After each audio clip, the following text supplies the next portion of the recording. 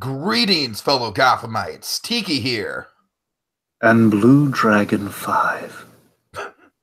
And we're back to discuss episode 19 of season 4 of Fox's retelling of the Dark Knight mythology, entitled To Our Deaths and Beyond. So join us as we venture into Batman's birthplace And explore Gotham. Dragon, I must say, I completely winged that intro. We didn't rehearse it at all. I'm rather proud of myself. One could say. Oh no, don't start. So yes, I am my own son in this situation, and I am proud of my boy being myself. There you go.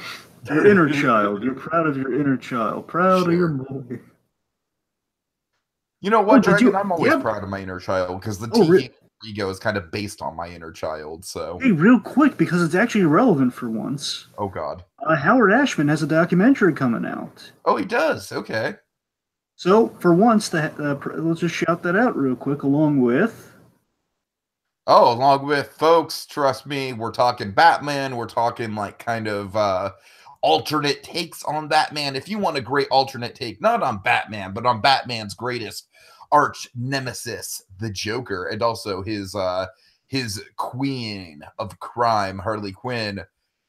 Folks, by all means, check out Just Giglet and Harley Quinn and Joker versus the real world, because it is one of the best fan series that I have seen on YouTube. It's a great kind of unique twist on the Joker character. Joshua Thomas, the main man in charge of the Joker, he really makes it his own. Go watch it. Good stuff. Episode 5 specifically. All right. All right.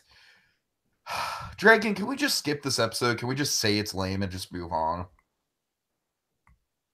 No. Really? Really? Okay, I tell you what.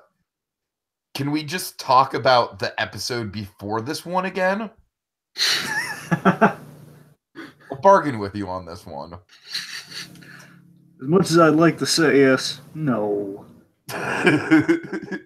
Okay. No, but really, you didn't care for this one, huh? Dragon, it's just, this is such a momentum killer for me. That's the thing. It's just like, Joshua Thomas has very similar thoughts. I asked Joshua Thomas on a live stream recently what he thought of Gotham. He's like, yeah, I love the Joker stuff, but it's just like, they just kind of, granted, we knew they were going to take a week or two off, but I don't know. In general with Batman, I've never really been a Ra's al Ghul guy. Rage has never been my favorite Batman villain by any stretch. I know you're much more of a fan of the character than I am.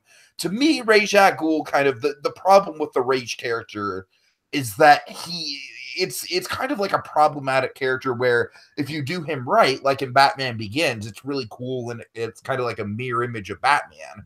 However, and this was my problem with this episode, I feel like Rage kind of runs into a problem where it can get really far-fetched really quickly, which is problematic when you're dealing with a character as grounded as Batman.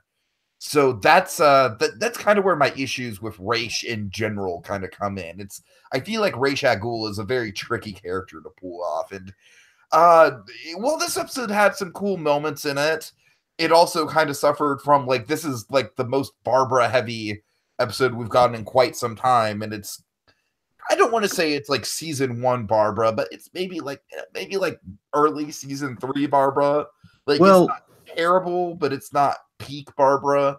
Yeah, the point is, all the ridiculous Barbara stuff that we had been doing in the last couple episodes really hinged on this, and honestly, it's kind of swims or sinks based on the payoff of this episode. So, because that really is where it kind of comes down. I mean, I'm just like, I'm not that invested in the race stuff in the show, so that was kind of where I fell on it. I was just a whole episode of the Ra's al Ghul stuff. I'll say this: I was much more invested in all the Riddler stuff going on this episode. That to me was the best part of the episode by a long shot. Anyways, all right, let's just dive right into it then. Okay. So we have Barbara admiring her very. Oh God! Very infamous painting. So you see why right off the bat I'm not a huge fan of this episode, Dragon. However, I like what they do with this painting. I love what they do later on with the painting thing. I really do. But yeah, because again, so folks, just to recap real quick, it's been a while. It's been an additional week or so. It's yeah, the painting was a stupid idea that Barbara she wanders into the secret room that she unlocks, and basically because she sees a painting that looks vaguely like her, a portrait of two people. One looks vaguely like her, and one is supposed to be Raish, but does not look anything at all like Raish. That's that's the main problem I have with that stupid painting. Like who okayed this? Who okayed the final? I'm saying, look, it's one thing to have like a painting that doesn't look a lot like your characters, because as long as you don't address it, no one's going to really notice. But if it's a major plot point, then okay, that's a problem. Anyway, so Barbara, she's admiring her painting for a payoff later on before knife to the head of the painting and surprise attack. Just a little mid-afternoon training session from the League of Assassins. Or so the League of Shadows. At this point, I can't even keep track. Don't worry, it's like a thing they always keep switching. It's a censor thing sometimes. In this case, they just want to make it sound like Batman Begins, so they call it the League of Shadows. Fair enough. This is what I'm saying. League of Shadows, League of Shadows, the same differences. Whatever. Point is, League of Shadows, a little offshoot of League of Shadows. In this case, kind of the old femme fatale version of the League of Shadows. They were just to boil it down a little here. They hope to trigger the Demon's Head vision. So the idea, and this is an interesting idea. I'll give them this. That the glowing hand effect that Barbara has, which essentially is the mark of the demon. It's kind of the Demon's Head symbol. The glowing hand, which, yes, a little derivative of Iron Fist. Okay, this episode in particular, you can't tell me this is a derivative of Iron Fist. I'm saying like the value of like kind of the really hammer it home this episode. I'm saying the glowing hand MacGuffin, yes, very Iron Fist. Yes. The point is, okay, seriously, the idea though, I do like. Never have I watched a TV show before and thought, you know what? I wish I was watching Iron Fist. Come on, that's a little. I wonder what the Meacham twins are up to right now. Come on, you gotta admit that's a little much. It's going a little too far. You know what? Dragon. You and I are two of the only people on the internet who defend Ward Meacham, and I wanted Ward Meacham in this episode. Oh god. Anyway, the point is that the Demon's Head glowing hand thing, we learned that actually what comes with that is kind of a vision of the future type thing. And the idea is that you can see kind of basically it's kind of brings like a knowledge of the Demon's Head. So I kind of like that element that it would explain Dragon. To me, that's just kind of speaking to the whole like it's getting a little too mystical and far fetched for my liking. But then again, like as someone who's not like a hardcore Batman fan, I kind of prefer my Batman to be more grounded and more like Dark Knight style. You know what I mean? Right. Again, I always like it when Ra's is like the only mystical thing that Batman goes up against. And you're right, Tiki. You're absolutely right. There is like a fine line where sometimes you go overboard. Like in Lazarus Pit's, like that's where you draw the line. Like after Lazarus Pit, anything else, it's a little overkill. In this case, we're going deeper into it, which we're getting to that shaky territory. It didn't really. Again, some of the ideas, like basically tying in the mysticism to, okay, that's why the League of Shadows has all like kind of the save the world mission. Essentially, that's where they get that from. Where he has a vision of the future, which is what motivates the League, the League of Shadows' operations. So but the whole like save the world if he's on the list. You get what I'm saying, though, right? Yeah, I'm sorry. Anyway, so the idea is like kind of connecting an aspect of the League to the glowing hand. That's not bad. Mm-hmm. Anyway, meanwhile, so they're trying to trigger a vision. So ideally, because here's the problem that the League's facing. Again, this is like a fun commentary of what our problem has been with Barbara. I love this episode addresses the problem with Barbara leading the League of Shadows. Where it's like, yeah, she's just kind of using it for her own gain. She's not really leading the League at all. Right. So again, they're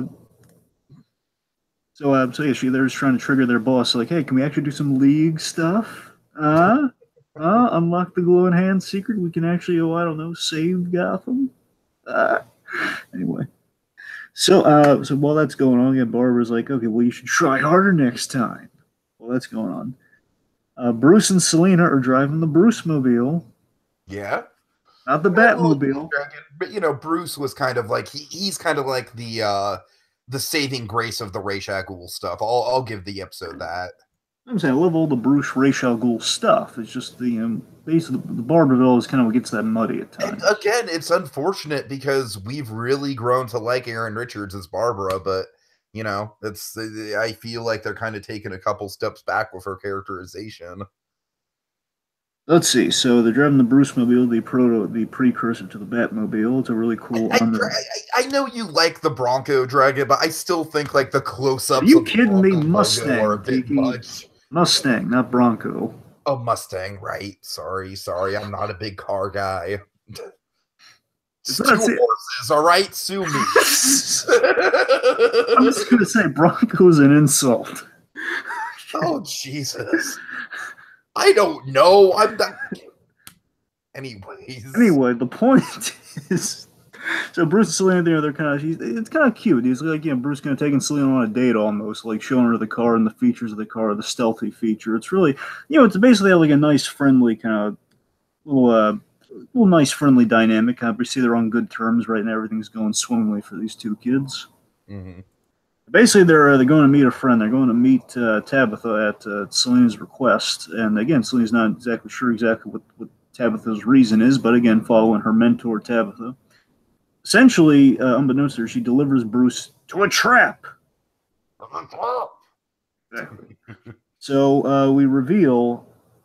And again, first and foremost, we all knew Ra's al Ghul was coming back. Just the question of how. So I gotta say, in terms of how he brought Ra's back, I kind of like how he brought Ra's back. It's basically the Voldemort approach, to tell you the truth. Well, we'll break that down momentarily. So we revealed that okay, Raish's followers, the people that injected and abducted Tabitha last time, those guys, they were actually like the true blue followers of basically the male members that were not killed from the League of Shadows. And they baited Bruce so they can resurrect Ra's al Ghul, which is something from the comics where there's this. I won't bore you with all of these. Just the main point is Paul Dini and Grant Morrison worked on a story together. And this story was basically involved this great image of a mummified Ra's al Ghul, like in bandages, kind of coming. Basically, it was like a really kind of a covered, almost mummy-like Ra's al Ghul that was coming back, so he had to rejuvenate himself, which essentially is the plot of this episode. So I really like it was kind of like a visual pool they extrapolate upon for like, how do you bring Ra's back and do that thing we do in the comics where if we're not using a Lazarus pit, how we bring Ra's back? So I kind of like that idea, how we're kind of using like kind of the ancient kind of ceremony of it all here. So, I mean, I like this more than I like the glowing hand, you know? Oh yeah, I'll agree with you there, sure. So essentially, the gist is the followers don't care, and I like how we have a scene that addresses where Bruce is living with the decision that he killed Ra's al Ghul, and again, it was a big thing for him. And I like that. I'm really mixed on this because I love that we're addressing it and we don't dwell on it too much, but at the same time, I kind of need more with it. Where this idea that this is a very profound thing that affected Bruce, because essentially his followers aren't listening to Bruce when Bruce says, hey, Ra's wanted to die. This was his will. He wanted me to kill him, which is a reveal to Selena that, again, I think bears some fruit later on, but it's a question of, like, we don't really say it, but we kind of show more than tell. But anyway. So Ra's followers, they don't care because they don't, that Ra's had a desire to die. They need him to dethrone Babs. So essentially, again, the ceremony of all honestly, when you think about it, like let's just think about this for a second. Like, yeah. Okay, so Barbara Keene is the ultimate enemy that needs to be defeated, and the only way to defeat her is to literally raise the dead. That's the situation we're dealing with right now. When you put it like that, you're very. I'm just saying, if you would have told me in season 1 that, yeah, they need to bring Ra's al Ghul back from the dead to deal with the ultimate threat that is Barbara, that monster Zaz Keene. Be a hard sell. I again, that's kind of why this episode is just kind of all over the place for me, especially after last episode was so great. I think it definitely gets to a point where, for me, I'm on board for the majority of it, but at a certain point, it gets like to a point where it's really a buy, where it's like, okay, I'm doubting some of this. Right. We'll get there. I think it's more in honestly the third act where things get a little off the rails for me. But. Anyway, so they use the blood of the killer of Ra's. I like that idea of using the blood of it's a nice simple fantasy gimmick. I can buy into it. Like I said, it reminds me of Harry Potter a little bit. And again, it gets us the cool visuals of the hand coming out, kind of reanimating the corpse, but not all the way because again, it doesn't have the the mark of it. Basically, he's missing the X factor, and that's the gist of the story. Of okay, Raish comes back, but he needs something to restore himself to that Lazarus pit kind of form of himself. Uh-huh. So, and again, from the books, kind of, I was really kind of like, I was digging that, and again, just the image, the effect of it's really cool. So, Raish arises in this mummified, and I like how it's You know what obscured. the face reminds me of, Dragon? It vaguely reminds me of something you'd see in The Haunted Mask. I could get, yeah, I can get that, yeah. Yeah, I remember like I saw Haunted Mask, like I watched it to see if I was interested in doing it with you guys when you did the Goosebumps Oh, thing, and I could kind of see that. It honestly reminds me of like almost like an Ash versus Evil Dead effect when Bruce Campbell has see, like, I need to watch that show. So, well, you know. Ash versus Evil Dead, but more so, I guess, was Army of Darkness. Army of Darkness. Bruce Campbell has like a skeleton version of himself, and it looks kind of like a monstrous skeleton version of himself, the evil duplicate Ash. Uh-huh. And essentially, that's kind of what it kind of reminds me of that sort of effect. So I love it's a practical effect, and we obscure him in shadow, so you can still see like the skeleton effect. But there's enough.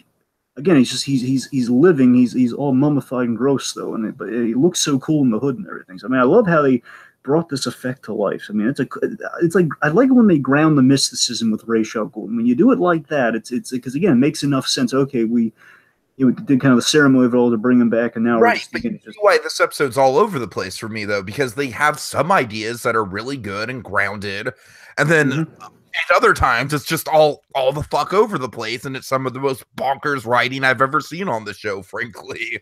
Exactly. So again, it's kind of a So mixed it's like bag. it's such a mixed bag, Dragon. But again, like just lighting a candle in the darkness here. Alexander Siddig, I think he does an excellent job. I mean, I love him as Rachel when I love him coming back. It's like, oh yeah, finally he's back. That's cool. Uh-huh. Anyway, okay, Raish is reanimated the hand. He rises. Meanwhile, well, that's again we're gonna check back in with him a little later. See what kind of side of the sarcophagus he woke up from. Jim and Bullock, they get word of 5 banks being hit on the same night. Wow. And of course, I love how this was set up in the previous episode with Riddler. Uh-huh. So, importantly, they note that, again, the bank robberies weren't discovered till morning, which means, okay, this is a really skilled robber. And the instant suspect in all this is Nigma, because, Gotham Savings and Loan was targeted, which is kind of close to the Narrows. Mm-hmm. Apparently, they tunnel up to the vault to basically they tunnel up to the vault to get the money. So again, it wasn't discovered till morning. And initially, they were wondering, what do you think? Is it a grudge? Is it someone making a point? Which again, essentially, they are making a point. It's kind of a Robin Hood effect later on. Yeah, exactly. So they suspect Nigma, which means Jim Gordon's going to visit the ex-love of his life, Leslie Tompkins. You gotta feel bad for Gordon at this point, Dragon, because one of his exes is now a bank robber, and the other one is involved with this evil Iron Fist nonsense.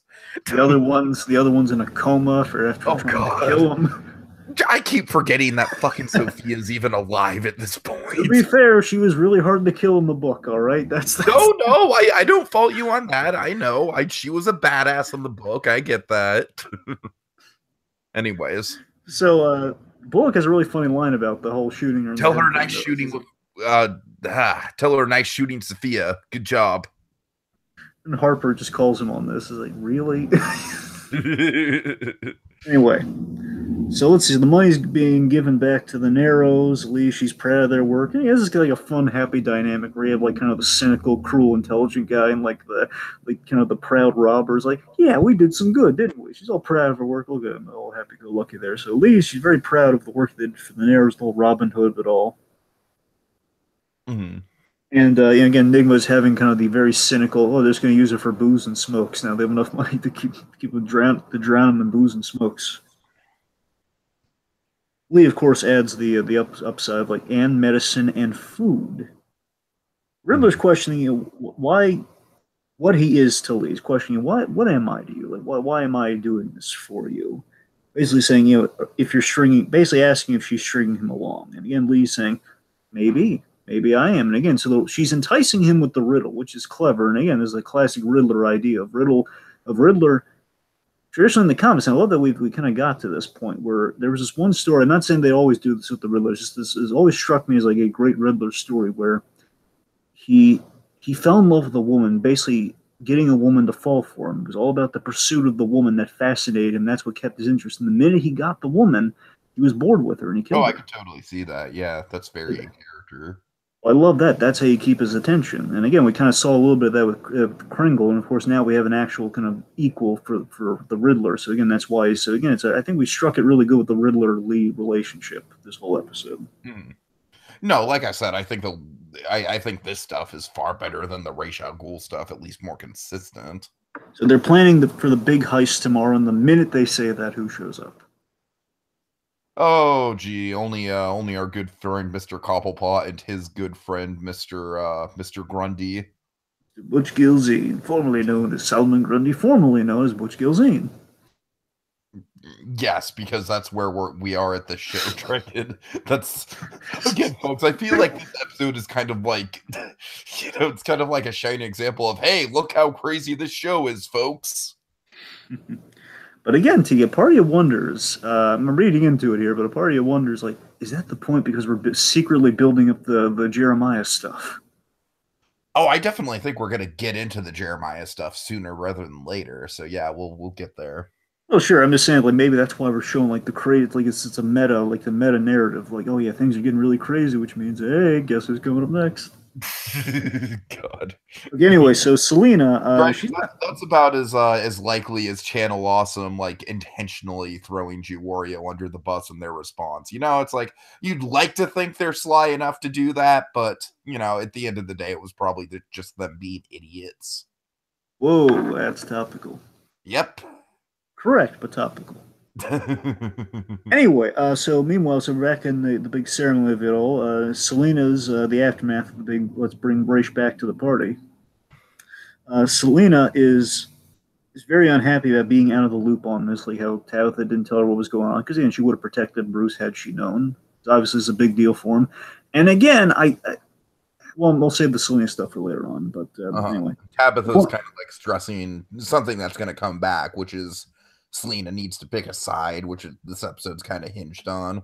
Meanwhile, and I love this, Ra's is really mad at his men because again, I love this. That Ra's really he had the perfect out for the series technically.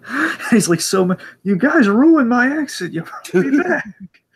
He's killing them all like left and right. And again, I love Ra's guys though. With they sound like classic League of Shadows. Like again, I'm loving these guys more. I'm loving the femme fatale League of Shadows. I agree with that. Yeah. Remember that one of Ra's guys here has that really great line where he says, "Sir, Master, our lives are yours to take, but it doesn't exactly solve the problem at hand." But I love it. He's on business, and you can kill us by all means. It's your right to kill us, but you should know essentially the League's reputation is kind of being dragged through the mud with her.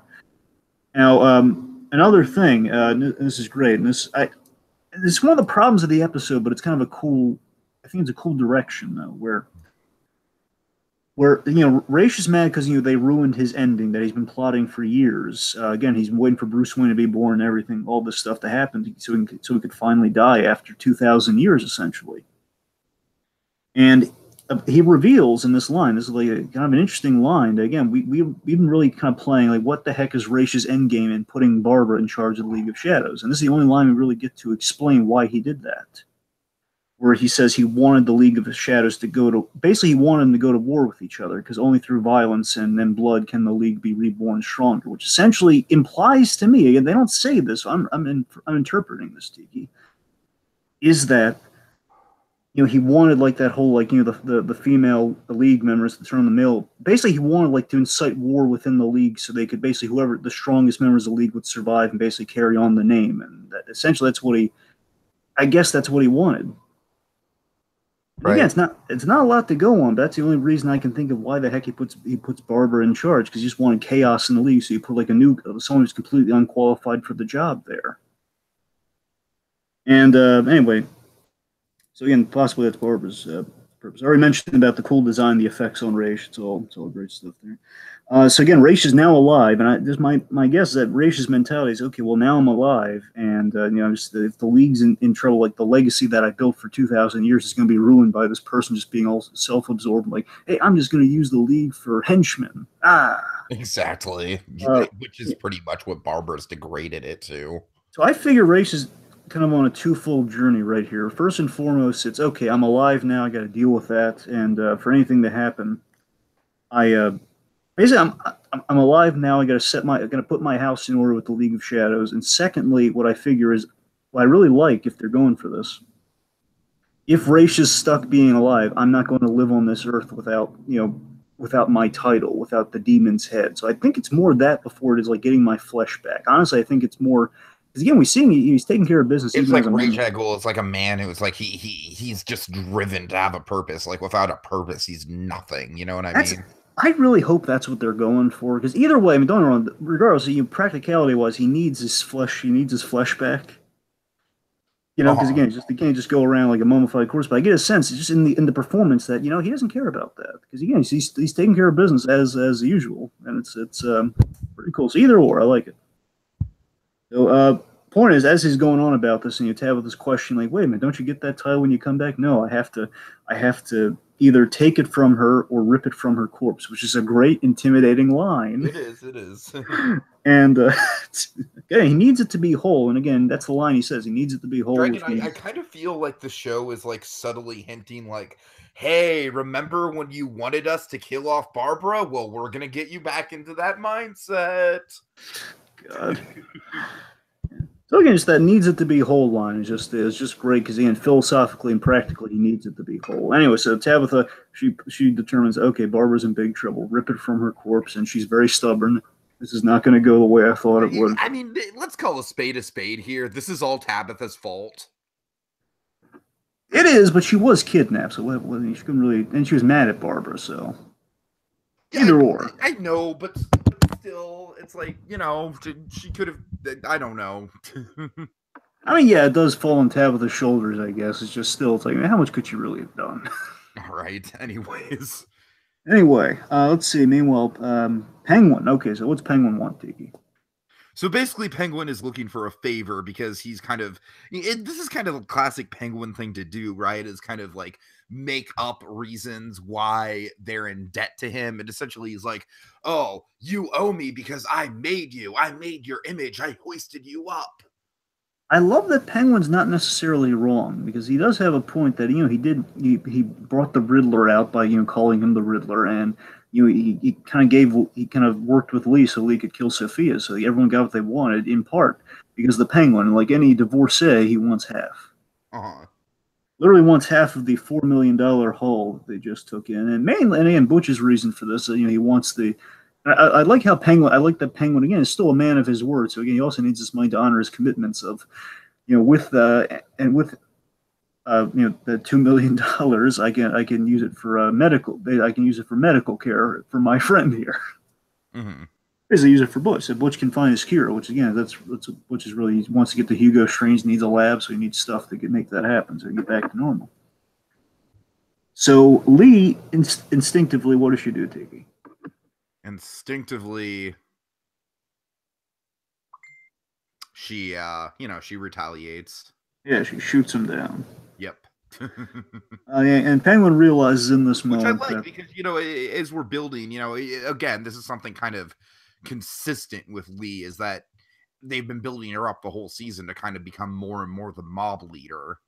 yeah, Lee, and of course Enigma backing Lee up. He's very adamant, like yeah, turns him down too, and then Penguin realizes in this moment I that love this. It's like, oh Ed, you're not the Riddler at all, or at the very least, he's in you. Oh man, it's like up to your old habits. I just love that he's calling him on, like, again, I thought you got past all this. When I called you by your ridiculous name. Oh my god. It's basically he turns again, Enigma's falling back into his Kristen Kringle days where he's enamored over a woman. It's a sign of Enigma instead of the Riddler. Mm-hmm. So again, before Butch can snap, again, I like this Penguin being the smart businessman. He says, "Look, we didn't come here for violence. We came here in the hopes that you would come to your senses." Well, I'm sorry. Basically, we came here in peace, not violence. So hopefully, you'll come to your senses. And he gives him a little word of advice. Gives the Riddler a little word of advice. When you turn your back on her, skim a little off. When she turns her back on you, skim a little off the top. The Riddler's been getting something to think about for later on. Okay, meanwhile, Raish. Okay, so Raish is confronting Babs here. And this is a good, again, in the writing, I like this scene in that it takes Barbara down a notch and acknowledges all the problems she's had in this in the latter half of this season. Basically, all the whole leader of the League of Shadows stuff we've been doing. But again, Barbara hasn't been bad this season, just until this part. Until this. Oh, yeah, I agree. I mean, I don't think she's necessarily been at her peak this season, but this League of Shadows stuff is really dragging her down. True. Again, like I honestly feel, as Raish is going to kind of call her out for, I honestly feel Barbara at her peak. You know, she's the nightclub owner. She's the kind of the mafioso. Oh, yeah, most definitely. That's how she should be. I feel like that's what her role is. She's kind of like the, she's not necessarily like a super villain in the show or anything, but she's very effective at being kind of like a lower tier kind of like, kind of crime boss. Exactly, like a Gotham City Sirens type thing of, okay, there's like, it's like, again, as we had that scene with Jim and Sophia where he stops by the Sirens Club to get a lead. That's where she should be. It's a very noir idea. It's where Barbara's firing on all cylinders. That's where she's, again, at her peak. So Raish is gonna remind her of that, where Raish confronts Barbara. And he's asking what her plans are. And for a moment, he's kind of impressed that she read all the books. And then he's kind of crestfallen. You read all the books again, thinking, maybe my guys will let proportion. She knows what she's doing. And, she said, yeah, I read all the books, but I'm going to go a different way with it. If she wants to be Gotham's queen. So essentially, she wants to be Gotham's queen, which Raish is very let down by because she's not seeing the big picture. Basically, she's not seeing the big picture of doing something, like to save the world, or at the very least, something for the good kind of like Gotham. The Ozymandias effect. That's what he wants. Exactly. Or again, like go to Batman Begins. Like he's going to burn down, like basically destroy Gotham. So also like some other villains we have in the picture in the superhero movies today. In the pop culture lexicon. Again, like destroying the world to kind of build a better one in the ashes from it. It's essentially what the plan is with the League of Shadows a lot of times. They destroy a city or the world so they can basically make it a better one. Dragon is, I'm sorry, just to get context here from a historical perspective. Was Watchmen the first comic to really put that idea out there? Well, I mean, again, I don't know how massive they went with Ra's al Ghul. Ra's al Ghul might have been.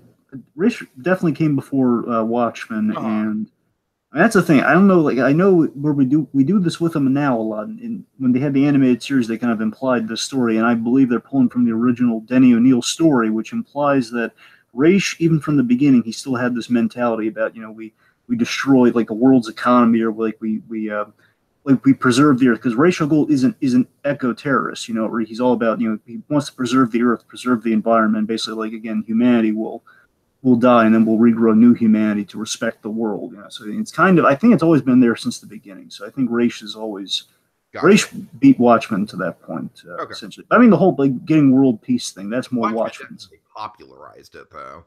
Yeah, well, I mean, Watchmen's a little different. Watchmen's more like getting world peace versus like like he'll kill people to save the greater whole. But I don't know. You're right. It's kind of Ozymandias. Like not to mention, yeah. I don't know.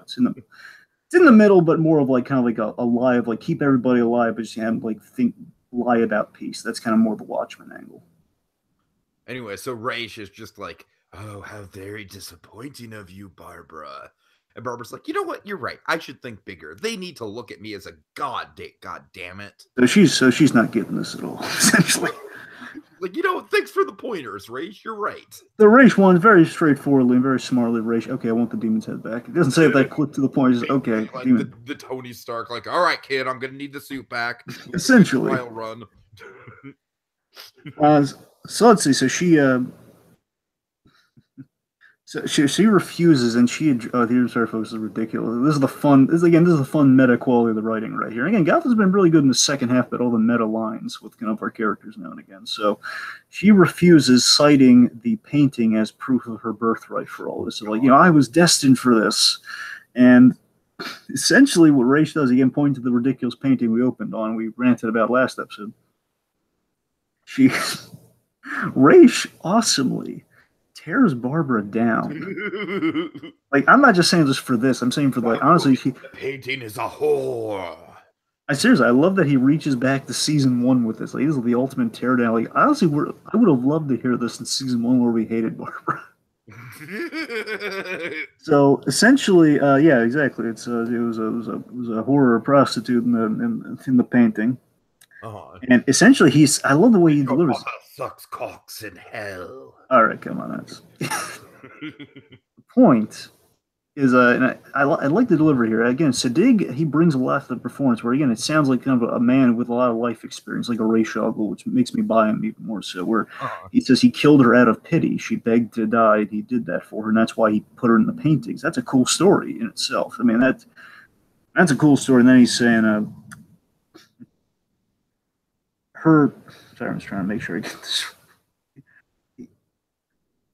He calls Barbara out on being a deluded nightclub owner whose only achievement was basically a deluded nightclub owner who thought that she was a reincarnated queen based on a painting, who in reality her greatest accomplishment was killing her own parents. Mm. That's an awesome teardown. Just saying, you saw a painting and you thought you were special. And in reality, again, you run a nightclub because you killed your parents and that made you crazy. That's about it. It kind of does speak to like how far yet not so far we've come with the Barbara character over the years. It's like, if you think about it, like, yeah, she's progressed from season 1, but there's not been a ton of deep character development with her. She's just gotten way more tolerable. I mean, again, what she is essentially is, she's a fixture of Gotham. She's not she's not an in-depth you might be able to find layers with Fish Mooney if you reached into the old guard, where essentially Barbara's kind of a more surface level Fish Mooney. That's kind of what she is now. Mm-hmm.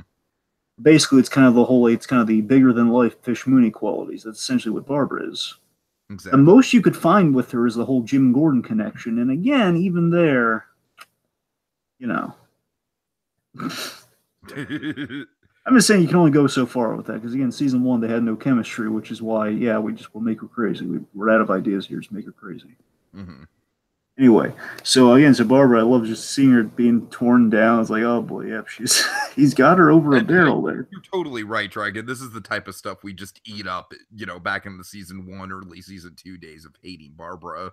Grace is absolutely right. He calls it as he sees it there. So let's see. So after he tears it down there, you get like a tear in the eye, she's really upset, and he basically is asking, okay, give me your hand so I can take the demon's head back. So she fights him off with her kind of femme fatale League of Shadows, and he defeats and kills a lot of them very easily. And again, Gunnar, he's like a mummified zombie, and he's doing pretty well for himself, even as a mummy here. Because again, exactly. I mean, he took maybe like a hit or two, but aside from that, again, he's like a Terminator in this scene. It's amazing. Mm-hmm. So again, I like how this sequence is directed by. I like the kinetic, she's leaving, but again, he's making his way. It's like an old school monster movie, like or like a slasher film with like Friday the 13th, where your guy isn't running, but he's following her, and she's a goner. Where Barbara's trying to be evacuated to safety. Where again, the idea is Raish from the background. He walks into the scene, you barely see him, and he threw his sword like a javelin into the League member to kill her. Mm-hmm. That's pretty cool. Anyway, so he looks like it's curtains for Barbara. Then Bruce and Tabitha show up in the Bruce mobile. God. and they drive her away. They kind of like, come with me if you want to live moment. So very, very cool. And this is kind of like it's kind of surreal at this point, kind of seeing the Bruce Wayne and then the Gotham City Sirens interacting with each other, teaming up. Yeah, you rarely, because last time, honestly, again, this season we had Barbara and Bruce having the interaction at the auction, but really before that, the only time they've interacted was that Jerome thing back in season 2. Exactly. Yeah. She brings him up on stage. Tabitha, I think he's interacted with even less. Yeah, I think you're right with Tabitha. You're far less. Yeah. Mm-hmm. Alfred's had more interactions with Tabitha. Yeah. God. Yes. Of which? Okay, let's see. So, next scene would be. Oh wait, okay. I'm sorry. I'm skipping ahead a little. All right, so Jim. Jim's next scene. So Jim arrives. Arrows. A very riveting Fear Factor style gross food competition is going on. I just think that's the I want Nero's a good, clean fight. No drinking water. It just seems to me that's the Nero's way of like, hey, we have replenished resources. Let's waste it in the competition. Right. So Jim's walking on the eating contest, and he visits he visits Lee, and we have a nice little line here where he says, "Oh, you look good for a man who's been shot 4 times." A good Which, doctor. by the way, I like that the series kind of like, because this series is kind of like, it's not great when it comes to like, yeah, we're gonna have a character suffer life-threatening injuries, but they're fine. It's fine. Again, I'll see if they go with. We'll see where they go with it. I do like the idea that's kind of why Gordon always looks so haggard in Batman. He's kind of lost the step a little with like 4 shots at one time. I think you're giving the writers way too much credit. Oh, anyway. Okay, so let's see. So Lee's in a good mood because she just shot Sophia, as murdering your arch rival will do, I mean, Dragon, I don't know about you, but certainly when I killed my arch rival, I was having a good day. Yeah. So, I mean, look, he saved her life, so they had a little moment together in that way. And of course, he has no idea, like, she secretly fallen in love with the Riddler all this time. So it's kind of funny how that worked out, but, more on that down the line, I guess. Regardless, he's looking for Enigma, for the bank robberies, and he knows that she's covering for him. I love that he can sense it out. He can sniff it out in her, that, okay, you're covering for him. And essentially, Gordon sniffs this out by realizing, wait a minute, there were no civilian casualties. Maybe it's not the Riddler after all, implying that, okay, I know you're... I like that the professionalism of the robbery is what got her caught. That's great. That's good detective work on Gordon's part. Yes, indeedy. So, I love this, and this is great. And Tiki, I love this in the writing. I love how he brought this to a fray again, like this and this and what we actually. I think it's all in this episode. This and what we have with the Riddler later on, third act. It was a great little addressment of like Lee's story this whole season. How Jim says it, then Riddler says it here, where Jim is saying, basically speaking to absolution. That this season he's been looking. He and Lee have been looking for redemption for like doing bad things. Specifically, in her case, the Alice Tetch virus thing, everything they've been doing, and he relates to kind of the post Alice Tetch virus absolution you seek. Kind of making up for the guilt that you feel, and we're in the places that quest takes you. So again, he's relating to her on that level, and I like that he's trying to relate to her that way. And again, they both were infected by that virus, and they both. Again, for different reasons in this case, they both have been trying to make up for past sins this season. That's cool. Anyway, so Lee, she puts, and again, here's where the Robin Hood all comes into play. And again, it's an interesting idea that, honestly, they didn't do it in this episode, but kind of correlates traditionally what we do with Ra's al Ghul a lot of the time, where Lee puts the blame on the banks. She puts the blame on the banks for like why the Neros is in such dire straits. The banks are crooks. They're basically kicking people out of their homes and taking the deeds to their houses, all that sort of stuff. And Jim offers to help her out, but she. Anyway, the point is like Jim offers to help her out, but she it doesn't look like she wants it. Anyway,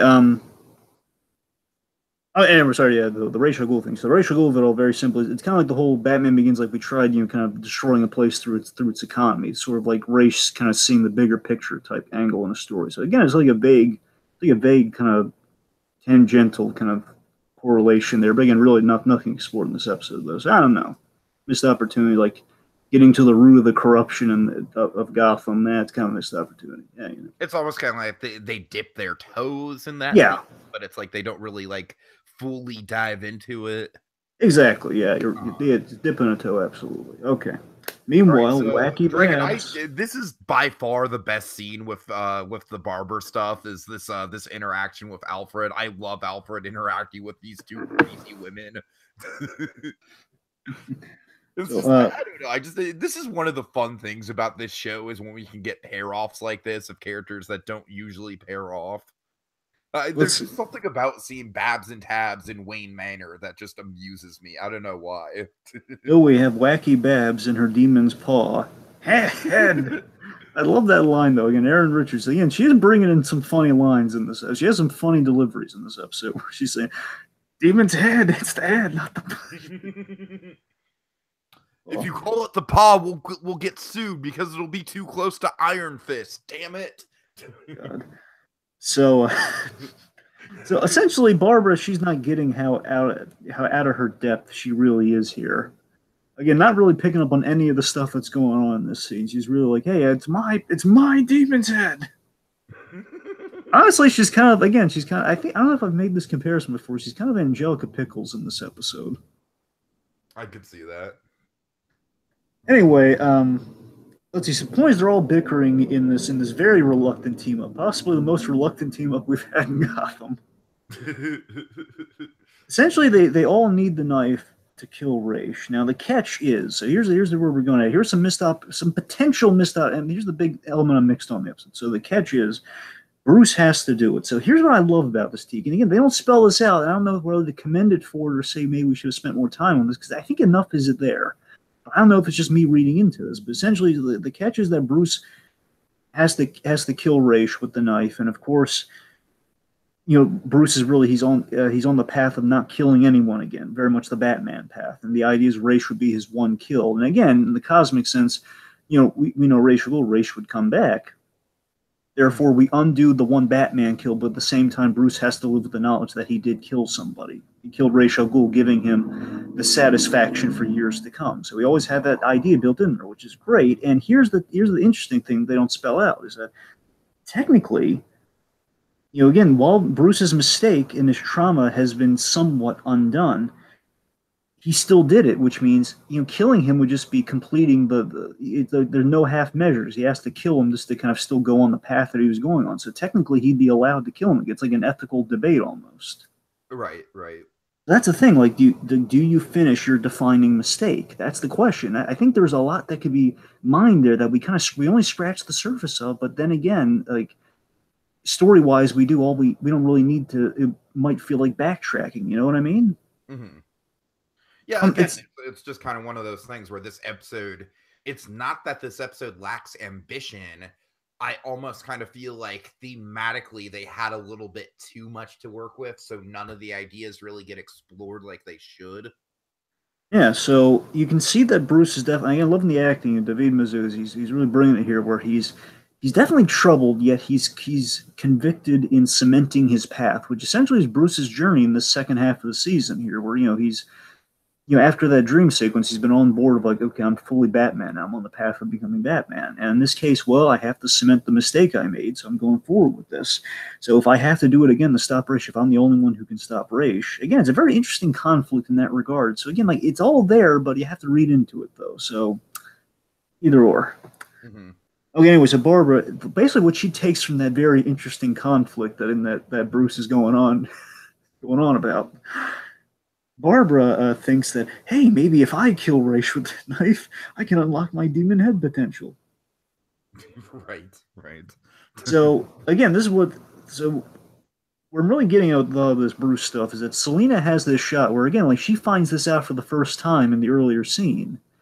And we're either missing a scene where they explain this to Selina, or, again, she's just reading into this like a really smart character. But, again, it's kind of hard to tell one way or another where later on, she's going to say that, oh boy, she was doing a lot of this out of concern for Bruce not having to kill someone again. I'd like to believe that, but again, I'm not really getting that anywhere else. But then again, maybe it's ambiguous because it's Catwoman. I don't know. Anyway, okay, so this is a fun scene. Yeah, so they're planning. So they all Alfred has a plan to rob the Ananda Parbat embassy, which is where the knife is being housed. Again, they need, regardless, whoever's going to kill Raish, they need the knife to do it. So Alfred exchanged the idea in exchange for, hey, no double cross and stabbing us in the back. Like bullshitting the museum guys, like, yes, mate, but it was a loan, wasn't it? Yeah, like, he knows damn well it's not his knife, and that him requesting it back is totally like not in his right. You know what I mean? I love the cleverness of this because remember, Alfred and Tabitha, like the first time they met, like she stabbed him. So, so Alfred and Tabitha, this is hysterical. Okay, and I'm not quite sure the show is smart enough to pick up on that theme, but that might just be a happy coincidence. But I digress. Essentially, the couple plot to essentially their plot is like to go to the embassy and ask for the knife back, considering it like a rental behind Bruce Wayne's back. Now, here's the cleverness I really appreciate about this is that I'm hoping it was intentional. Is that Alfred, the idea that Alfred doesn't want to like insult Bruce Wayne's integrity, so he basically makes it look like it was all the help's idea, not the guy who did it. So I like this kind of protecting Bruce's honor there. It's a little subtext I kind of like there, where the curator is asking, "Wait, does Bruce Wayne know about this?" And again, Alfred's acting very skeezy, so it seems like he gave Bruce Wayne kind of like a little fail safe in there, which is kind of nice. Mm-hmm. Anyway, so he calls what's his nickname for Tabitha? Oh God! Oh shoot! I don't have it written down. Remind Muffin. Me. Muffin. Oh yeah, that's right. That's right. Okay, so essentially, it's like basically the idea is he and his Muffin want to get the knife back so they could fence it for a lot of money, and in this case, the curator is like, no, it was rescued property. This is ours. It comes from our homeland. You can't have this. You can't have this back. You and your little chippy. And the minute, and I love it. And this cracks me. So Tabitha's reaction, just Jessica Lucas, she's hilarious in the scene with her reaction. Like, because I love that. There's a lot of improv going on here. Basically, she's reacting to Chippy very genuinely. Like, Chippy, wow, that's a bold move. Called, man, I knew he was gonna have to like insult us somehow, but then call me Chippy. That's right. So Alfred fakes a heart attack. Blood, heavy breathing, like he knocked. And this is clever too. Alfred's like freaking out too. He's like he literally like gets Chippy from how offensive that terminology is. Yeah, and I love the cleverness here. Basically, he knocks over like a vase, which sets off the alarm, so it would cover the robbery that's about to occur. Mm-hmm. He provides a distraction so Selina can get the knife. It did kind of bug me that they didn't switch it out with like a fake knife, but then again, how much time do they really have? So yeah. Anyway, so they switch the knife to get out of there. Like, come on, Muffin, Chippy. Anyway, okay, next scene. Okay. Let's see. What do we got? 2 Nigmas for the price of 1. Right. And this is great because I love how Nigma is actually getting the Riddler in this situation. Like the roles are reversed. You know what I mean? Nigma is kind of like, ha ha, I'm still in you. Yeah. It's a fun psychological reversal of our 2 Riddler egos there. It's I love that he's mocking that Edward Nigma is mocking the Riddler ego for falling for Lee, just like he did. Again, implying that it's so funny. It's like literally a reversal of what Riddler has said to him all these years of like, you and I are the same person. I'm the better side of you, and together, essentially saying that when we meld together, we're the full persona. In this case, he's saying like, yeah, that he's kind of reminding him of that, where he just thinks he's like the all-encompassing personality. Right. So I think the line that steals it, honestly, my favorite line in the episode comes from the Riddler here, where he says, "You gave money to the poor." Ha! He laughs in his own face, saying, "You gave money to the poor." That is the ultimate Riddler insult, is it not? It is just like laughing. Oh my God, you're such a dumb criminal. You gave your money to the poor.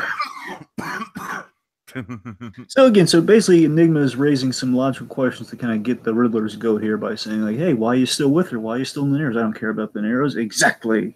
Mm-hmm.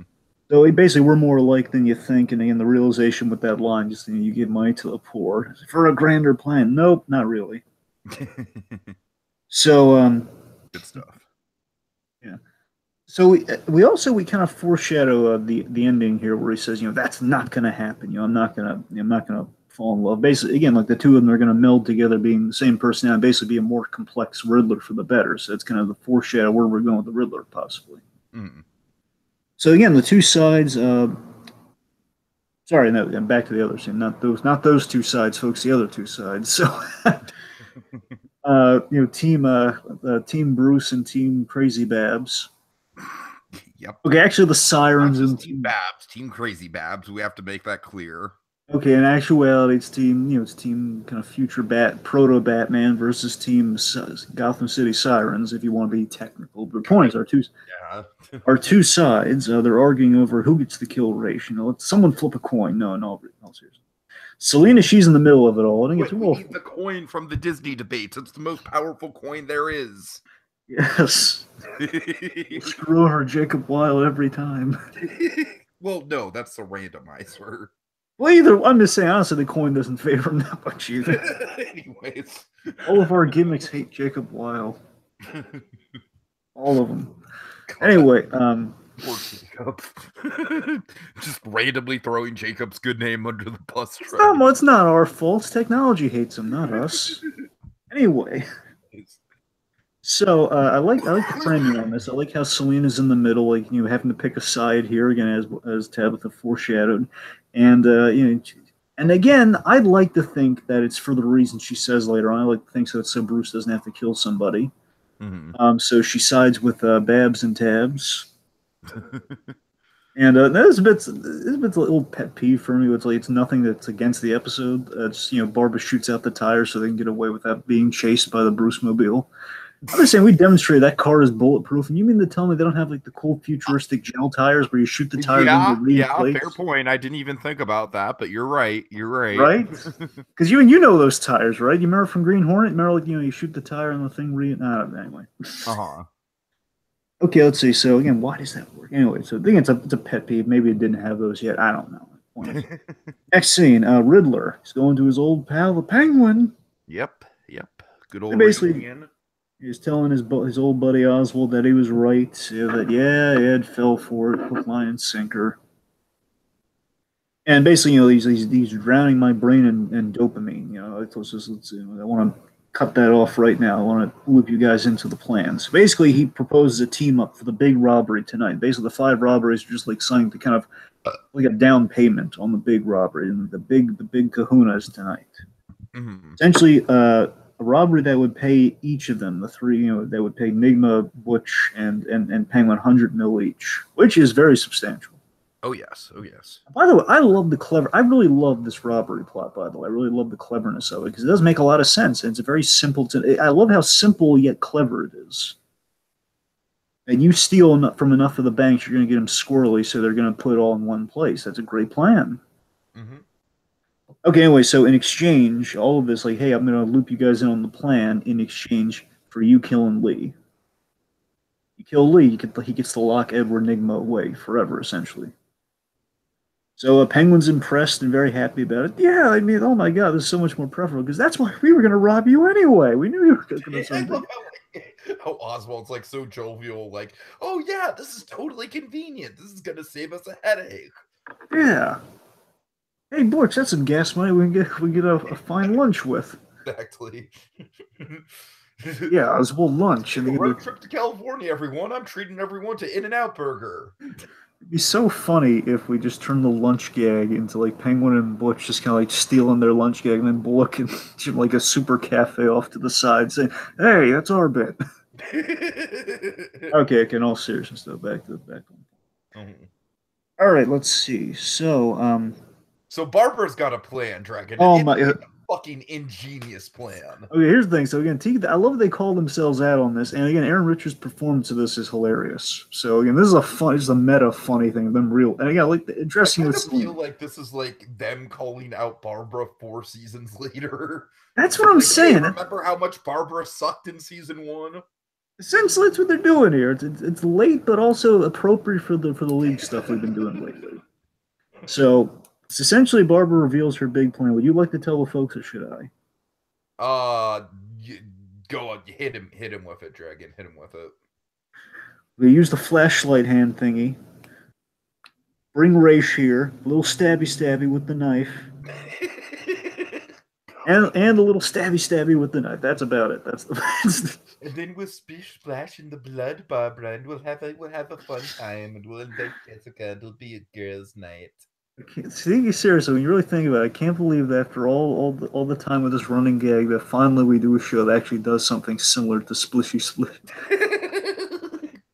Just someone saying stabby, which again is like exactly what we've been building to with all this Electra stuff. I mean, it's been like 3 years later we get a payoff for that.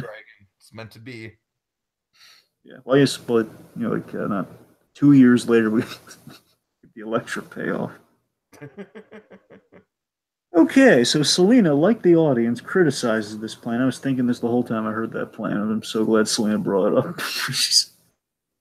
Selina she criticizes this plan, and she leaves. Okay, so you're saying you're just going to randomly stab the guy who's got thousands of years of kung fu experience. Yeah, great one, great one, genius. Just well done, well done. Honestly, what cracks me up in Carmen Bayakandova, she's so good as Selena here. It's again, this is a classic Catwoman move, by the way, where she was like criticized, like cynically criticized the plan like this, where basically it's like, you know, she criticized the plan and she leaves kind of Team Fruit Loops here, where she's yeah, where she just calls it out. Now, even Barbara agrees that maybe she's right. After she has to save face and say, "Well, then leave." Then I just love Bayakandova telling Tabitha, saying, "Well, yeah, you picked our sides. Yeah, I thought you had a better plan than that." Right, and just stab the immortal guy and hope for the best. I was hoping you had more of a plan than that. And Tabitha's trying to reassure her, says like, "Hey, we're stronger when we're together." Apparently not the case, Tabitha. Look, that's her plan. That's your leader's plan. So, okay, then anyway, so Barbara, then after Selena leaves, Barbara's saying, what if she's right? Then Tabitha really foolishly reassures Barbara. and in reality, again, reassures her, saying, "Oh yeah, you are meant for war," and say, "Well, no, you're actually just a nightclub owner, Barbara. That's fine. Just accept that you're a nightclub owner. Nothing wrong with that. We built 3 seasons on nightclubs. We can go forward with that." There was a whole plot point in the first season about the ownership of Fish Mooney's nightclub to Oswald's nightclub to the Sirens nightclub. It was a whole thing. Exactly. Meanwhile, Bruce and Alfred, they see a bright side. Alfred just comes to kind of Bruce brooding, as he will come to do a lot in the future. Alfred comes to him and says, "Hey, look on the bright side. You don't have to kill him after all." Mm-hmm. And again, I like this whole bright side here, and the thing with Selena coming up. Again, I like to think that we're acknowledging that in the story here. We're like, yes, Alfred, but I'm the only one who can. Yeah, so it's basically kind of setting up like Bruce is the one who needs to make the hard decisions that others can't. Yeah. Anyway, so then Alfred has a really good line too, where he says, "Well, maybe that's true, but at the same time, I could just remove his head from his shoulders. I don't imagine he'd be coming back from that." Right. There's a good line. Makes a lot of sense. Well, yeah, if you did remove his head, then you might have a shot at it. So Selena enters. For the head. Oh boy. So Selena enters, and Bruce is mad that she took their side. And again, it's the classic Catwoman Batman dynamic, where she's going to turn on him, and it's always a question of, can I trust her? And again, I like to think that because one, it serves. I believe this because it serves her interest, and it makes sense for if she did care about him. Where she says she did it so Bruce wouldn't have to kill him and become douche Bruce again, basically become the playboy douchebag again. So that's serving her interest, basically avoiding Playboy Bruce Wayne, but at the same time, it's like doing it out of friendship. Barbara, I'm sorry, Bruce, we don't like Barbara, but we don't like douchebag Bruce Wayne either. So I'm just sparing the audience here. I'm the champion of the people on this show. I just give the audience what they want. To be fair, this speak for Tiki and I and the audience that we do. Playboy Bruce Wayne was fun though. It's kind of funny. All right. Yeah, I'm glad we're back on the right track with Bruce, though. I'm glad that they stretched that storyline out. Yeah, I think they kept it just as much as they needed to for that at the end of the day. So again, I like that. I would have liked to hear a little bit more about that whole thing, because when the episode started, I thought we were going to dwell on that, but we didn't. But at the same time, I think we still serve what we need to from that story. So it's a little brief, but I mean, it's where we need to go with them, and it's ambiguous, which is befitting of Selena. So I'm good with it at the end of the day. It's just something to bring up, Mm-hmm. Okay, so anyway, so Selena, the reason she's there as well, again, serving her own interests, quite possibly, and you never know. She wants Bruce to help save Barbara and Tabitha, which is basically the reason why she dragged Bruce into this whole mess to begin with. So. Because they're going to get themselves killed by Ra's al Ghul, essentially. Yeah. Okay, let's see. So Jim aggressively interrogates the bank manager, the snooty bank manager. And I'm not a big fan of this scene, Dragon. It was very exposition heavy. What can I say? I think you're right. So you're not wrong with that. It's exposition, but it's honestly it kind of feels like they're in the animated series where in the early episodes where they have like a message, like kind of the underdwellers or there's like an agenda or a message with the plot. Remember that? Yeah, wasn't there like one specific writer that was to blame for all that? Yes, Sean, I'm pretty sure it was Sean Catherine Derrick. I believe that was her. Uh-huh. Anyway, so she essentially that writer, kind of attach a message to try to work in a message to the episodes, and in this case, we feel like we have that in this scene. That's what really stands out about because Jim Basically, aggressively, taking is bad. They're gonna take your money. and you know what they say about money, Tiki. We've got to have money. Exactly. What So they say about essentially, money? yeah, that's it. That's the one I was thinking of. Okay. We've got to have money. All the money in the world, Dragon. All the money in the world. The Avengers is raking in all the monies. Well, I was more referencing the movie that Kevin Spacey's no longer a part of, but I digress. Anyway, so Bullock calls Jim on kind of his aggressive interrogation, basically passing judgments on the bank manager. And basically, the idea here, and here's the message of it all, that Jim sympathizes with the Robin Hood cause of it all here, saying, oh, yeah, it makes sense that Gordon would be sympathetic to this cause, but again, being representative of especially through Lee, kind of the everyman, Gordon being very anti-corruption. The banking industry can be very corrupt at times. Yeah, it makes sense. But it's really a sloppy approach in the interrogation room. It feels like a little like, yeah, we kind of forced that one. Anyway, so then he goes in smart and basically just sees all business with it. And basically he uncovers the really cool robbery plan. You're like, all your branches, you have many branches? You have 45. So basically 45 branches of a bank, 45 banks vaults. 45 bank vaults essentially are in one building right now, or in one place. Which again, that's a heck of a haul. It's over $300 million. So speaking of the bank heist, we're there. So Riddler and Lee, they're using trank darts on the guards, and then he gives Lee the betrayal riddle. Betrayal! Not that betrayal. Betrayal! Betrayed me! I'm sorry. So he gives it's a really nice riddle. I like how it comes back. I always love when we give Riddler riddles that have a thematic context to the episode like this one, where it basically gives a riddle and he echoes it later on. Mm-hmm. Essentially revealing to Lee that, I got in here with some help from some friends, gives her the riddle. And again, in a way, I like to think that's Enigma testing her with that riddle. Again, like testing his affection for her. Mm-hmm. And then we reveal that, hey, Penguin and Butch, they're double-crossing Lee mid-robbery. Oh, no. No Cheerios for her. Oh, God.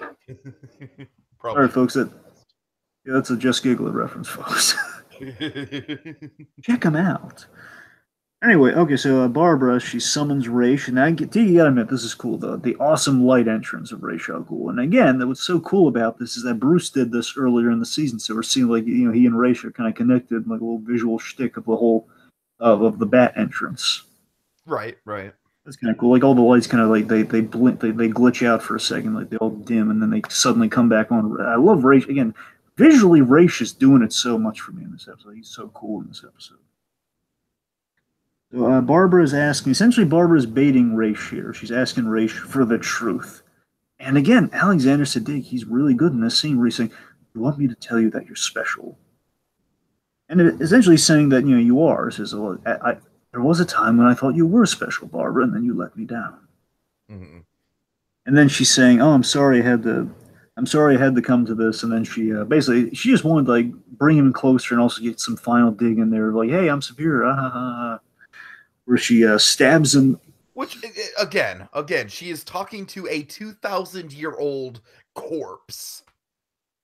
Yeah, mummified, awesome corpse that kind of killed like half. Not the best plan, Barbara. You might want to think this through a little bit more. Again, a corpse that killed a lot of her own, like, highly trained bodyguards. So again, while he's do you see why I kind of have a problem with this episode, Dragon? I mean, you're right. Raish's entrance is cool, but I don't know. It's just it's silly.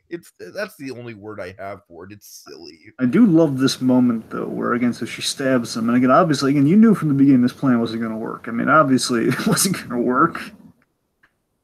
And Raish says, "Ouch." It's the way he says that ouch. It basically is the ultimate critique of, like, yeah, this plan was not well thought through for you, was it? All that for a drop of blood. Don't do that. Hey, if I don't say what I'm referencing. I know. We gotta keep it cryptic. Yeah.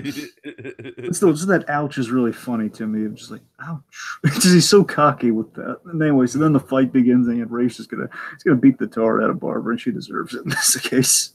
It's like, again, for such a ill thought out plan, again, who in their right mind, and she's not in her right mind, which is why this goes. So Raish is winning until, and again, this is pretty cool too. Like Bruce runs in for a punch to save her. And again, it's like a classic Batman fight in Ra's al Ghul moment, like just punches him right in the face. Mm-hmm. Wow. So then, so then the fight continues, and Barbara is impaled. Well, I guess that's all, folks. No. This is another thing that bothers me about the episode and the storyline, Dragon. We get 2 fake out deaths for the price of 1, essentially. We do. The second one honestly made me think for a second. The second one was like, oh man. I agree. The second one could have been actually really big if they played it right. But anyway, the thing with Barbara is that I kind of feel like it's like, okay, yeah, sure, show she's dead. Yeah, honestly, like the boy who cried wolf. You know what I mean? You're not far off, T. But when you seriously think about this, though, she was impaled for a moment. No, you didn't think. Well, I mean, can we really go anywhere else? I mean, we're off the crazy train of Barbara. We've done as much as we made her into like the leader of the League of Assassins. How much more can we really do with her? Mm-hmm. In a way, man, I think I could have bought her like getting killed off in that moment. I know they weren't, because there was still time left in the episode. I had a feeling they weren't going to end it there, but it's just like, I mean, yeah, we can't really do anything else with her story wise. So she's impaled, dead. So I mean, it was her own. It's like Icarus flying too close to the sun. It's her own fate. Right. But then her vision starts to take effect, and again, the vision idea, less how it's used here, because here it's kind of used like the time stone from Doctor Strange. It's kind of used like the Eye of Agamotto here, where basically she gets to almost like Galaxy Quest. A lot of references, almost like like the undo button effect, essentially, where her vision takes effect, and she realizes, oh wait a minute, I just saw what's going to happen to me in a few seconds if I don't do something different. And again, it's a cool answer to why Ra's al Ghul is so good in the fight, that he can see the future. That's why Ra's al Ghul is like so hard to beat against Batman. That's really cool. I mean, you're not wrong. It is a cool device. I just think it gets a little overused in the scene. Like, they literally use it twice, one after another. It's like this episode works really good in context. In conception, I say. In concept in a lot of places. In a lot of places in concept, a lot of these ideas are really good. Uh-huh. Anyway, so now it's a more even fight until Tabitha is taken hostage, and basically Barbara's like off chance, like, hey, her life for the Demon's Head. Tabitha, I can't. Death. And for a moment, I was going, wow, thinking, oh, poor Butch. I mean, I agree with you. I mean, like, Tabitha is one of those characters we talked about where when she was first introduced, I kind of thought, like, all right, she'll be around for a season. She's kind of like the henchwoman to the main antagonist, which was Galavan that season. But I mean, she's really come into her own, and this would have been like a nice kind of like, the hubris of Barbara kind of was Tabitha's undoing, but no. Yeah, I mean, honestly, part of me felt like Tabitha had more to live for than Barbara did, in that she had more story things to tie up with Butch, and at the same time, I can see that, sure. And again, based on the comics, which I'm not saying they're going to follow like a guideline or anything, but I mean, again, Tabitha does have a thing where she kind of works for the League of Assassins. So if they wanted to, they could tie her into that. So I was also like, oh well, I guess we're not doing that. But then I was really hit with like, oh my god, poor Butch, no. Mm-hmm. But so basically do the do-over power, and I mean, to be fair, I mean, Barbara, she makes a choice in giving up she makes an adult choice in giving up her power to save her friend. And we kind of use the same effect over again, which is the problem, though. So that's what's weird. Yeah. Anyway, so again, this pleasantly surprises Raish, which that's kind of nice. So then Raish, so now he gets the Demon's Head back. He is fully restored. That's a cool idea. Like, there we go. Detail, though, when we see Raish's hand, we kind of get like that Coco effect, where we see the bone of the skeleton like translucent through his skin. Yeah. You know what I mean? I know what you mean. Yeah. Mm-hmm. So then we have a moment here. So Bruce asks Raish again. It's in a way, it's so twisted when you think like the Batman of it all. But again, Bruce is asking Raish, let me kill you. And again, it's like, yeah, again with that whole that interesting conflict that Bruce is kind of dealing with now. Like, well, yeah, I mean, I kind of have to finish the job on him. Like, he's kind of offering Raisha mercy, or like the right thing here of like, hey, they cheated you out of your end. You got your title back. You can die again as the demon said. Let me do that for you. Mm-hmm. Today is not the day I die. Then he exits, race exit, not a bad exit because we're not. Yeah, but you got to admit, like Bruce Wayne probably like takes out his little, his little pocket notebook. Like, all right, I got to write that down. Note to self: cool exits effective. Yeah. And of course, he breaks the knife too. So he breaks the knife in half and throws it on the ground. He's out of there. Uh-huh. Okay. Meanwhile, Penguin and Butch, they're loading the truck. The robbery's going on. We see all the property deeds, and they say, hey, leave the property deeds, and that's kind of the insult to Lee of like, hey, just leave all the one thing you should leave the bank is like all the property deeds. So they still can screw with the Narrows, like old like anti Robin Hood of it all. Uh-huh. So then Riddler surprises Lee with the betrayal of Butch and betrayal. I'm sorry. The double cross of Penguin and Butch. So yeah, I mean, it's a great little, again, echoing the same riddle in revealing that, and then basically they're behind bars, and what he does is like he lights the deeds on fire with the trigger of the fire alarm, which basically puts the bank on lockdown. So again, it's an action that signifies him secretly being on Lee's side there, where it's like, hey, I freed the Narrows from their debts. Like now there's no record of any of the bank having any deeds, so they're basically they're squatters, but they're happy squatters. Mm. And Riddler makes it clear I love them. You don't often get this scene. I love this scene where Riddler makes it clear to the Penguin that, look, Oswald, I hold no grudge against you, but I'm doing this to protect. I want you to know, like, Lee's under my protection. So you screw with Lee, you screw with me. Right. Of course, he's not even going to try with Butch because Butch just wants his head. I love that Enigma has figured it out so well that, hey, if Butch can probably bend through the bars, but by the time he does, we'll be gone and the cops will be here. So, okay, let's see. So again, Riddler explains on his way, and I like this scene. This is a great Morena Baccarin scene where she's kind of on the way out. There's like an energy and there's like kind of an immediacy to the scene of like, okay, we're on our way out here. Basically she's kind of questioning the character motivations of Riddler. It doesn't feel forced. It feels kind of natural in the moment. It feels romantic in a way where, you're right, Dragon. It feels, it feels surprisingly natural. I feel like this is something we've been building all season, and and even back to season 2, I feel like as we were kind of noting with some of those scenes with with Kringle and then Gordon and Lee all having dinner together, like there was a genuine chemistry there too. So this works. This is a good payoff. Riddler explains that Butch was the muscle to get to the vault. Penguin was going to rip us off anyway, and of course we know he was because he had the great line earlier on. And I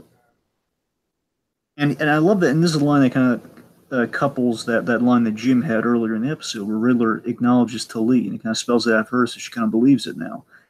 He sees change in Lee, and she's using her dark side that she's using her dark side that she saw when the virus had her. Mm-hmm. The dark side she was kind of like using. Basically, she's turning that dark side that she's aware that she has and using it for good. She's using it as like a motivator to be a crime boss in the Narrows, essentially. Mm-hmm. And Enigma says, you don't. I know you don't feel the same way about me, but you will. And I'll be here when you do. And it's really sweet. It's really, really nice. And then she has this great line, and the music's commenting this the immediacy. It's like an old Hollywood romance almost, where she has this great line where she says, "Edward Nygma, you are a riddle." He says, "That's the nicest thing you've ever said to me." Mm-hmm. Really nice, really sweet. Then Jim arrives, and they need a distraction. Again, Riddler's willing to make the Casablanca sacrifice here, but she's,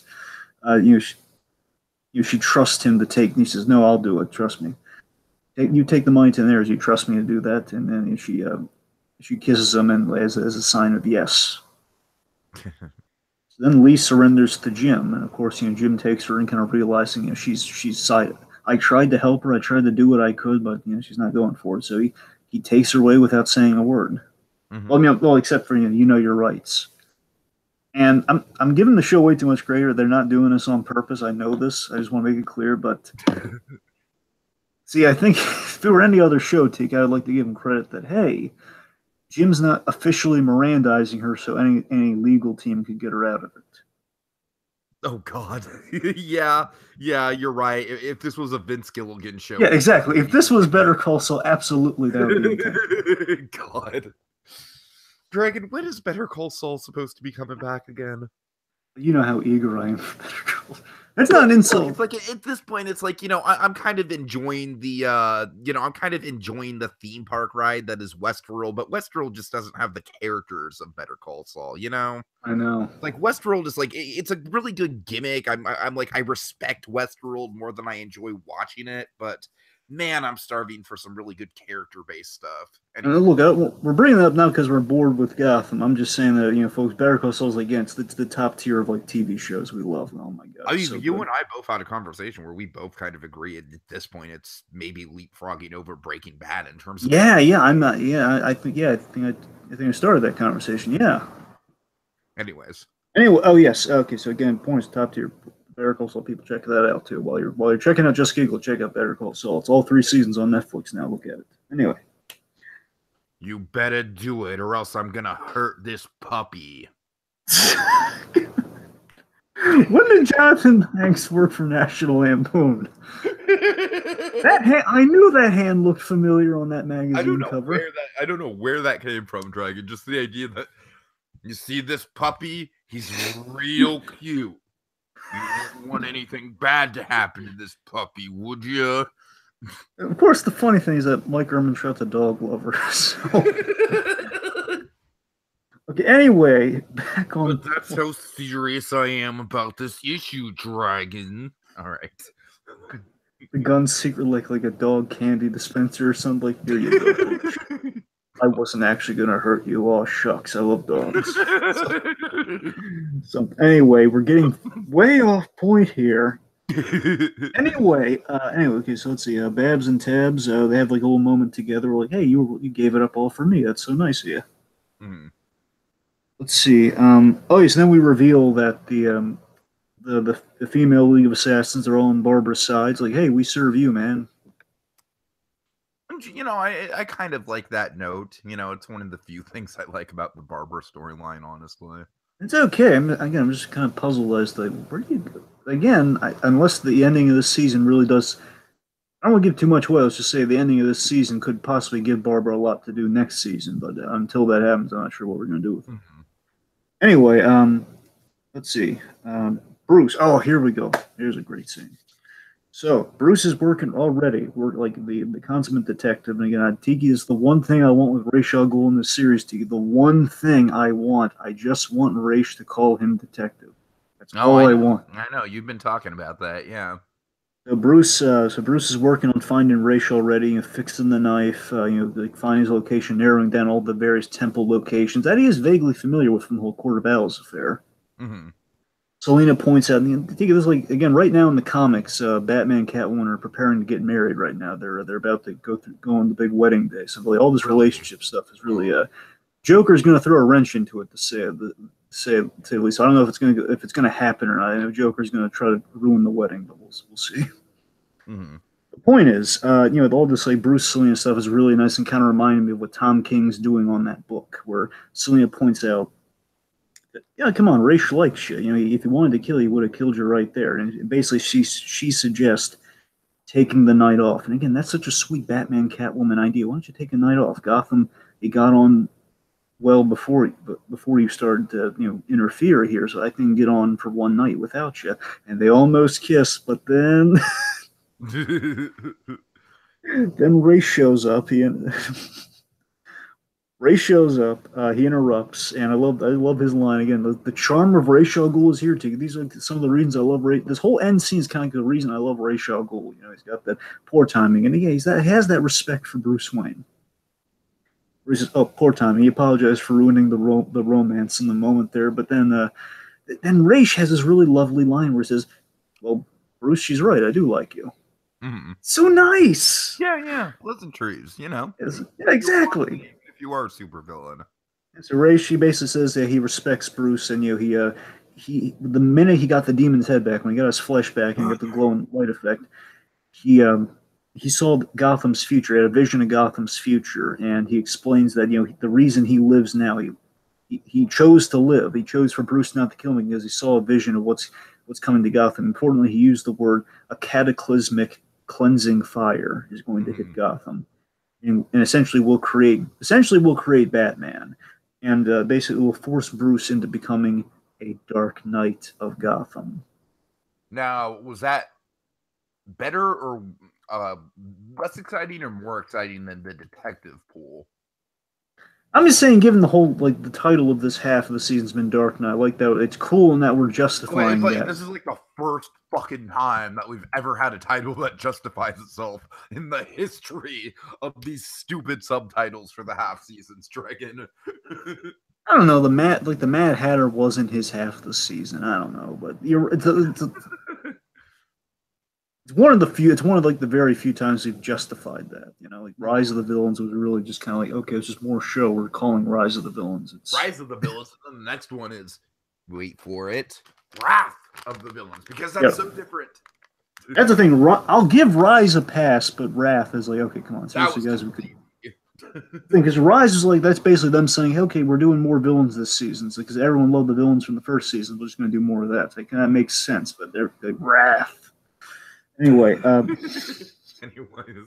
point is, we end on like Ray saying, this will forge you. Again, using forge is the operative term. Again, as we've seen from a recent movie, forges are very important. And to forge you into a Dark Knight of Gotham, assuming you survive. And again, we have the, if it doesn't kill you, he's looking at the vision. We see like Gotham on fire, and we see the last image we have the episode is him at Bruce's fireplace with the reflection of fire in his eyes. Man, it's a cool shot. That's the end of the episode. All right, cool.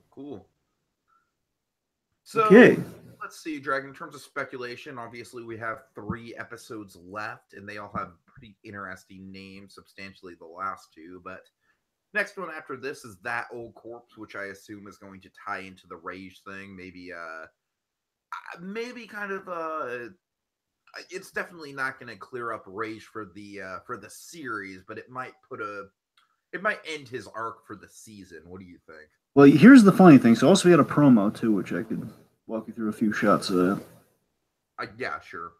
Essentially, we had a promo for the next episode of That Old Corpse. We see Bruce. I'm not really that hung up on the promos. I'm kind of assuming a lot of the promos for episode 21, honestly. Well, here's the thing. You might want to change your tune on that, because here's what we're getting in the next episode, though. So we have Bruce and Jeremiah at the cemetery, a theft of a coffin, Bruce confronting Jeremiah. It's gonna be a real Bruce Jeremiah centric episode. And Gordon, the last image is Gordon held at gunpoint by the sea. You want me to tell you? Might be a vague. Sorry. Go ahead. Gordon being held at gunpoint by someone in a Harlequin costume. Oh, okay. As we hear the classic the Jerome laugh going on. So here's what I'm thinking. I think this is One Bad Day. You think this is actually the next episode? Here's why, Tiki, because you had that coffin, that cemetery thing. I'm pretty sure now. I think we misinterpreted the original intention of That Old Corpse. I think it's going to be Jerome's body. I think it's going to be his corpse. Because we're at a cemetery and like about that. I'll bet you all the old King Midas is silver, Tiki. I'll bet you all. Seriously, I'll bet you. I'll bet you that it's going to be Jerome's corpse. Because think about it. With the Arkham City thing that you laid out, and again, I think we're definitely doing a lot of Arkham City along No Man's Land that we're building to. One of the really cool things about Arkham City is that rarely when you kill the Joker, when the stories where he actually stays dead, like again, because he always comes back. And the rare stories that you do in Arkham City, what they did is they actually had like a great sequence of, they show you what the aftermath of that, where you have Joker's body, and Joker's body does bring about it some chaos, and that's what I think That Old Corpse is going to be about. I think we're going to begin a 3-part Jerome, the Jerome arc. I think the beginning of the Joker arc. I think that's what the next 3 episodes are going to be, starting with That Old Corpse. So basically, I think we're getting That Old Corpse, One Bad Day, then No Man's Land. So here's my grand plan. I think the old corpse is Jerome's.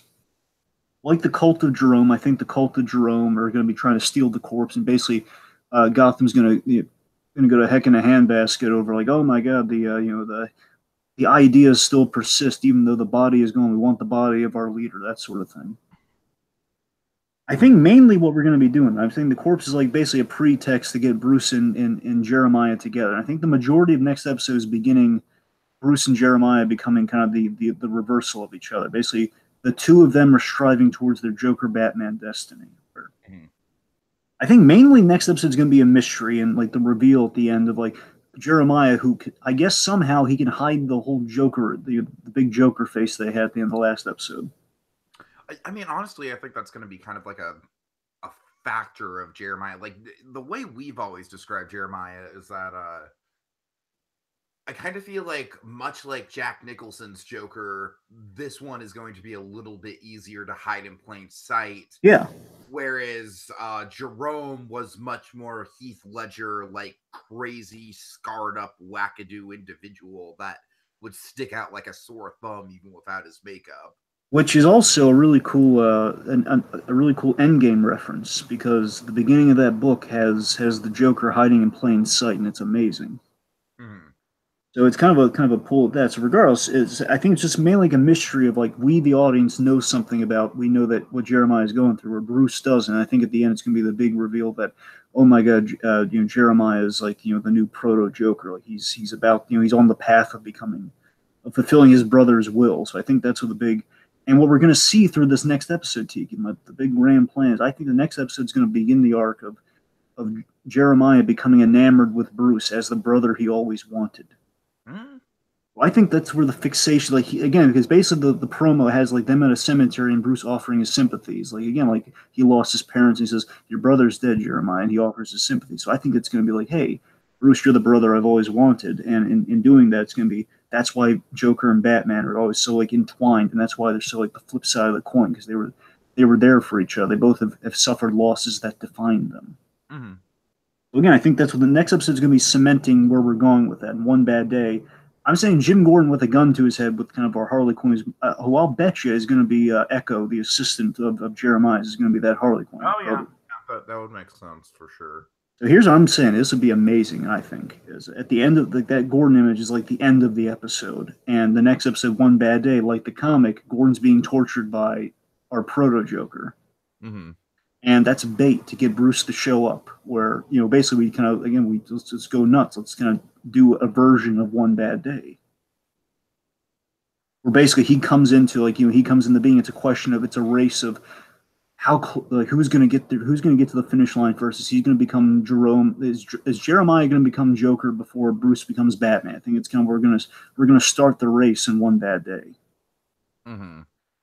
And I think the conversation is probably going to go with like, hey, my one bad day that defined me. And he'll probably reveal about the childhood that he and Jerome had, and then he'll relate it to Bruce losing his parents. Like, oh my God, it could be really cool. And regardless, like that we amp it up really there. And then No Man's Land is probably Jeremiah's big plan using that device that he built to basically cause like a cataclysmic event that will set Gotham on fire and land in the chaos. That'll be the big cliffhanger, and I'll bet you like the last moment of the season will be Ra's al Ghul offering to train Bruce to prepare him to go up against Jeremiah. I'm sorry, Dragon. I'm just like, we're kind of running into a time issue, so I really don't have time to like give any solid feedback on this. Oh, sorry. Yeah, Anyway, that's the last thing I got. Anyway, so the point is just again, I'm thinking like Ra's is going to train him to fix Gotham in season 5. That's the last kind of big thing I got. Okay. But anyway, okay, that's what I got. Yeah, I don't know, man. Final thoughts. It's like, at the very least, talking through this episode, it might be a little bit more self-aware than I initially gave it credit for. But, I mean, by the same token, I kind of feel like, a lot of the self-aware qualities were kind of speculated on. It's like, is that the show being smart, or is it just kind of like a happy coincidence that it's calling out its own faults? You know what I mean? It's like the race stuff is definitely like, as you said, on the performance and the look and everything, that's all good. I think the Barbara stuff is kind of ridiculous. I think it's definitely one of the weaker episodes of season 4. Would you agree to that? Just in the spectrum of season 4, this is one of our weaker ones that we've gotten. Here's the thing. I remember a couple episodes back, I can't nail it down. I remember we had like a really blasé one, so I think that one still comparatively might be. Yeah. It was the one that was like right before the Jerome. Oh yeah, when we came back, the one where we weren't getting Jerome, and that one. Yeah, that's exactly. So for this season, that one's still probably at the bottom, Tiki. I think it's that one. This one is probably like an episode or two, like before that, maybe. Okay. Well, you know what I mean, like that. I mean, at the very least, this episode has a good, some good stuff with Penguin and Nigma and all that, and a good payoff to the Nigma and Lee stuff. So there's good stuff in here. I just kind of feel like it's a shame that we've reverted back to the season 1 days of like, all right, Barbara's going to be the problem that we're just going to kind of have to deal with and grin and bear it, and I think that's a shame. Yeah. All right. My final thought is very simple. I think we got a lot accomplished with Raisha's returns. I mean, again, I thought they were going to drag it out to 2 episodes, but no, we did it all in one. So again, that promo didn't lie to me for a change. That was cool. Mm-hmm. Overall, I thought it was I thought it was good. It was good enough, essentially. Here's the thing. It made a good faith attempt with the Barbara stuff. It was crazy. Again, they were doing the best they could with a really crazy story, I felt. I liked the attempt that they made in legitimizing it with the Ra's al Ghul stuff. I mean, the attempts at the whole, like him calling around the painting and you thought you were special. Like all that stuff. Again, they made an attempt. And again, there are a lot of good concepts that again, I'm reading into and I'm satisfied with the read into it. But on the whole, it's a question of like, is it good enough though? So it's a little vague to fix the leap in logic of the whole Barbara thing at the end of the day. So you're right, it goes off the rails with that. But at the same time, at least Ra's kind of made it dazzle a little bit. So I wish it was a little more focused on the Bruce and Ra's al Ghul resurrection story that we got kind of more in the beginning at the end of it all. I loved having Ra's back, and and again, Riddler's story was very good. So on the whole, it was a decent episode. It was a good effort. All right. Remember, kids, no matter how dark and scary the world may be right now, there will be light. There will be light. Until next time, when we go exploring Gotham yet again. You give money to the poor. Ha!